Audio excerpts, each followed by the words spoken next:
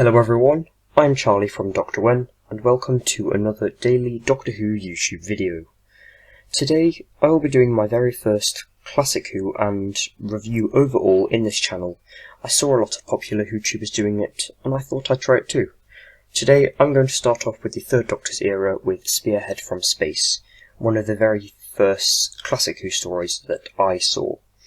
I thought this would be a good entry point for Classic Who, since it's a completely new era and probably the biggest change the show has ever had, not including the change from Season 26 to Series 1 of the new series. So yes, I thought I'd review one of the first things I did. This episode doesn't really have any major spoilers, so you don't really need to worry about that.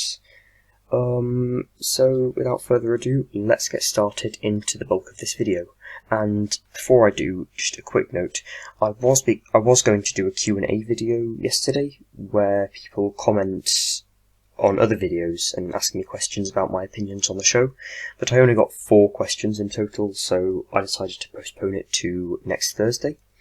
If you have any more questions, I don't care if you have already done any questions, you're very welcome to do more. Please could you, because I don't really have many, and it won't be able to happen if I don't really have any more than 7 or 8. So let's get started into the bulk of this video. Part 1, A New Era.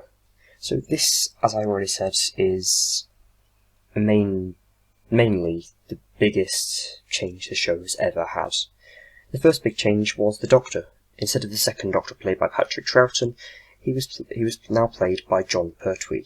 This was a very different Doctor. Instead of liking playing the recorder and very scruffy clothes, he dressed very smartly, invented lots of different gadgets, and had a passion for driving automobiles. Another big change was the companions. This episode introduced Liz Shaw, who would eventually become the Doctor's companion and scientific advisor for UNIT. Sadly, she was only in one season, Season 7, and was replaced by Jo Grant in Season 8. This also features the return of Brigadier Lethbridge Stewart, who was in previous first and second Doctor episodes as the head of UNIT or other organisations previously. Another huge change is that the Doctor has been exiled to Earth, something which the show hadn't done at all yet, and this is because the Time Lords have punished him for meddling with time. And here they are in the second Doctor story, The War Games, where they were punishing him. This was a really smart decision on the show's part because it allowed them to have cheaper sets, not as much special effects and things like that, and was an interesting plot device to see.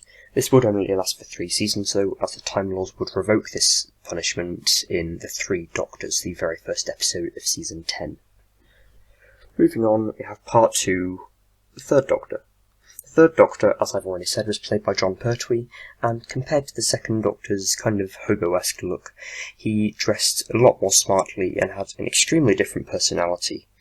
He was a bit more of an action man. He, in later episodes, did alien karate called Venusian Aikido, which I thought was really fun to see, especially in Inferno, and he didn't really use a sonic screwdriver that much. He invented different kinds of gadgets, which I really like. Inferno being a notable episode where he does invent lots of them. Inferno was a really good episode, I like it, could you tell? He also really enjoyed driving cars and any kind of vehicle, really. In his last episode, The Planet of the Spiders, it was just a bit silly with the, I'm pretty sure in 2 minutes then he drove 4 different vehicles that flew, went on water, and drove on land. And he also had a vehicle called the Whomobile, which lots of people don't like, but I really do. And interesting fact, Jon Pertwee wanted the Whomobile so much that he paid for it himself, and it must cost a lot of money, which shows how much he truly cared about the show. The Third Doctor, spoilers for the Q&A video, is my favourite classic Doctor, and maybe one of my favourite Doctors overall. Moving on, we have the AUTONS, Part 3.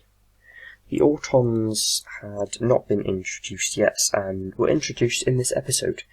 They first appeared when a group of meteorites crashed down to Earth, and they sort of were like a collective consciousness, and eventually settled in a plastic factory run by Channing, as you can see here. And basically the main plots of the story is the Nestine, or the Autons, planning to basically overthrow the planet to colonize it by making replicas of all important world leader figures and basically replacing them and running the world, while they sent a group of these kind of Autons that you can see in the background to attack major places like banks and communication centres. It's a really enjoyable plot and a fun watch every time. The story is incredibly cohesive and it's just one of the more relaxing episodes. Not that it's relaxing like that, but it's just a very easy, light-hearted watch. Here, as you can see, is one of the facsimiles created by the Nestine, General Scobie, who appears in this quite a lot and is a main plot point in this story. Part 4. Conclusion. Overall, I really liked this episode. It's really fun watch, as I said before. It's got great characters like the Third Doctor and Liz Shaw and the Brigadier, and is definitely a classic. When someone says Doctor Who to me, I definitely picture this story among others like Genesis of the Daleks and the Caves of Androzani, etc. The only criticism I have towards this episode is that it doesn't focus that much on some of the major characters like the new Doctor and Liz Shaw and the Brigadier. Half of the screen time is hogged by this person that you can see right here. Not the Doctor or Brigadier, but this really poorly dressed poacher known as Sam Seeley, who finds one of these meteorites that has the Nestine and hides it from his wife for the first 3 episodes before being intercepted by UNIT and is told to hand it to them. It's a really weird subplot and just was really unnecessary, but instead we could have got to see more action from the Doctor and more sciencey stuff with Liz Shaw. That's really my only criticism towards this episode, but overall it's really strong and I wish that we could see the Autons again. We last saw them in the New Who story Rose, the very first one of New Who, but we haven't really seen them since, but they have been mentioned.